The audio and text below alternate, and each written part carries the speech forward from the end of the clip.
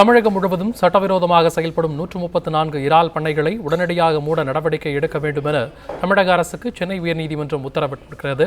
இதுகுறித்த கூடுதல் விவரங்களோடு செய்தியாளர் ஆனந்த்குமார் இணைப்பில் இருக்கிறார். ஆனந்த், இதுகுறித்த கூடுதல் விவரங்களை வழங்கலாம். வணக்கம். திருவள்ளூர் மாவட்டம் கும்மிடிப்பூண்டி தாலுகாவில் சட்டவிரோதமாக அனுமதியை பெறாமல் இயங்கி வந்த இறால் பண்ணைகளை மூடும்படி மீன்வளத்துறை உதவி இயக்குநர் கடந்த 2018ஆம் ஆண்டு உத்தரவு பிறப்பித்தார். இந்த உத்தரவை எதிர்த்து இறால் பண்ணையின் உரிமையாளர்கள் சார்பில் சென்னை உயர்நீதிமன்றத்தில் மனு தாக்கல் செய்யப்பட்டது. இந்த வழக்கு நீதிபதி SM சுப்பிரமணியம் விசாரித்தார்.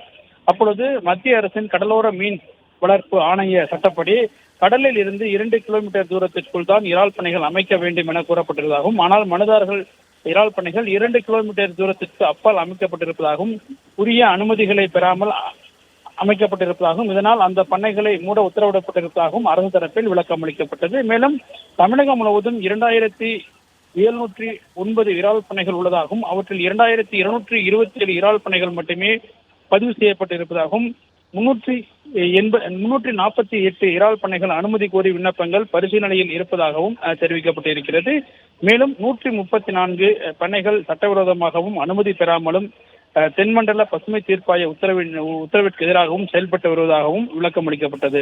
இதனை பதிவு செய்து கொண்ட நீதிபதி, சட்டவிரோதமாக தமிழகம் முழுவதும் செயல்பட்டு வரும் இறால் பண்ணைகளை உடனடியாக மூட வேண்டும் எனவும், இந்த பணிகளை 6 வாரத்தில் முடிக்க வேண்டும் எனவும், அவ்வாறு மூடுவதற்கான நடவடிக்கைகளை எடுக்காத அரசு அதிகாரிகளுக்கு எதிராக துறை ரீதியான நடவடிக்கை எடுக்க வேண்டும் எனவும், அவர்களுக்கு எதிராக ஒழுங்கு நடவடிக்கை எடுக்க வேண்டும் எனவும் தமிழ்நாடு அரசுக்கு நீதிபதி SM சுப்பிரமணியம் உத்தரவிட்டிருக்கின்றார். தகவல்களுக்கு நன்றி ஆனந்த்.